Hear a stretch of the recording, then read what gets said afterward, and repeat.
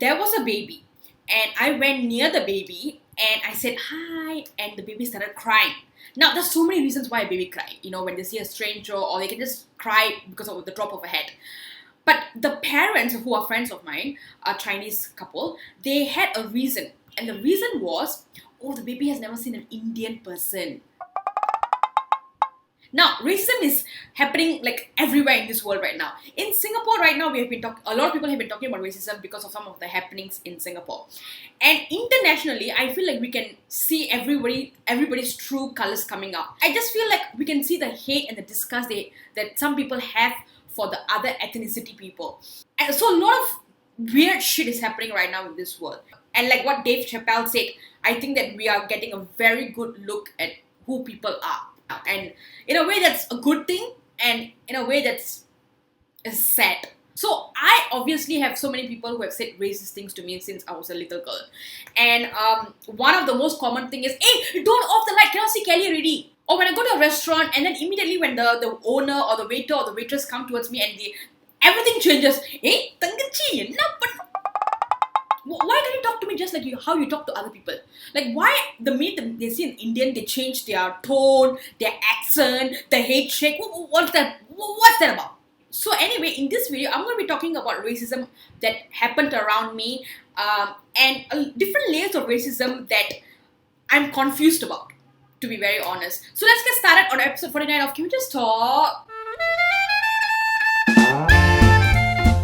So yesterday on Instagram, I asked some people what are the racist comments that they have actually received, and I can actually relate to about 80% of them. For example, you are black. Yes, people have said that to me. Why are you so black? Yes, they prefer their house were destroyed by bachelors rather than rent it out to me, which means Indians. Indians are very hairy. That's why they're so horny. Yeah, I got that too. Smell of curry. Hair so oily. Mine is, why your hair smells like coconut? You are fair for an Indian. Yes, I received that as well. You are wearing all black.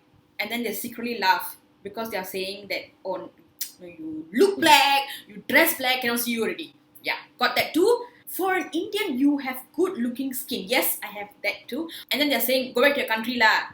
But actually, he's actually from this country. And one person said, honestly, none. Well, great for you. So I was watching Red Table Talk, and there was this episode on Chelsea Handler, and she was talking about white privilege. Now, what I learned from that conversation is something that I want to share with you is intention versus reception. People who have had racist comments thrown at them, you know this very well. They will say it so, like the words will flow out of their mouth normally has, can you pass the salt? Now, God forbid I call them out on it. Saying that comment made me very uncomfortable. That's a very racist thing to say. God forbid you say that to them. Oh my God. People get so offended that you are offended. And then they'll spend the next 30 minutes trying to convince you that actually I have a lot of Indian friends, my best friend is Indian. Actually, I'm not a racist, and I don't know why you're so offended by it, like it's just a joke. And I get it. Nobody wants to be called a racist. Being called a racist is like the lowest of things.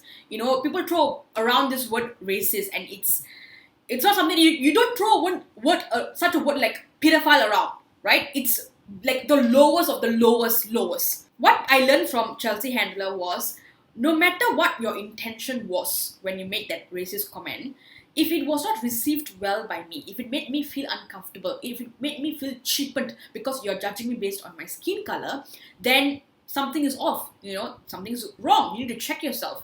We need to have a conversation now. The reason why what she said was a learning thing for me is because all my life, when I was surrounded by people, friends who make this kind of jokes, stupid jokes and comments to me, I always give them an excuse in my mind, in my heart.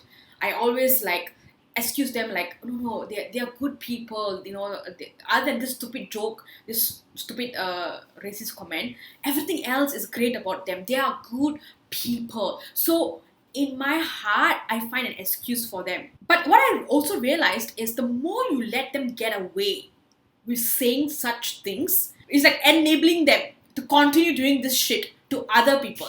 Like, I've seen it. The minute they are done with me, they'll turn around and start making the same jokes to other group of Indians. So in a way that they, by not protesting or saying, like calling them out on it, I am giving them the green light. Like, okay, I'm not offended. So if someone else get offended, it's their problem, right? So to them, it's like, okay, no, it's not racist thing because Kelly didn't get offended. So why are you getting offended? So now I'm letting that Indian down. In a way, do you know what I mean? And a lot of people, it's because they have not been called out on their racist comments and their stupid jokes that, about 5-10 years later, when someone with less tolerance for bullshit finally calls them out, they're like, what's wrong with you? Why would you say that? I've been saying this for like 10 years. Nobody have ever said something to me. So they will not even understand that there's something wrong. And one of the things that I get all the time when I call out someone is, hey, why are you so sensitive? I love all Indians. So, back to intention versus reception. Your intention might not to hurt someone or belittle someone, but what you have said has been received as offensive. So your job now is not to convince me that no, it's not offensive. And let me tell you why. No. Your job is to accept it, that it made me uncomfortable. And to learn from it, hopefully, apologize, and not repeat it again. I know there are some people, if you actually sit down with them and tell them, explain things to them, they will actually understand. Everybody's not unreasonable. There are reasonable people out there. People who, the last thing they want to do is hurt people. It's all about teaching. We are now in such a teaching moment in the world. Now, something very controversial, but my opinion. I know that there are people out there who make racist comments, but by my standard, they are not racist. They're just ignorant. Ignorant people who should know better, but they don't because they don't make it a point to learn about their friends and everything, what makes people uncomfortable. They have no eyes. All they want is for them to just say that stupid thing that they have been saying all their life. This racism thing, this racism jokes are, it's very much not just because of your friends, but things that you learn from the other generation, the previous generation, and the previous generation. It's not even a stretch for me to say that racism has a bit to do with upbringing, what you have learned in your home. This is 2019. There is no place for ignorance. Ignorance and racism is literally killing people.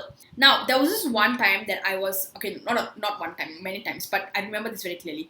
I was sitting with my Indian friend, and we were surrounded by our Chinese friends and our Malay friends, and some of them were making racist comments, and they were joking about our skin color and things like that. And in my heart, I was like, this again. But I was not smiling, laughing along with them. But when I turned to my Indian friend, she was laughing along with them. I called her yesterday and I wanted to know why exactly she did that. And this was her reason. She said that, because we're just so used to it.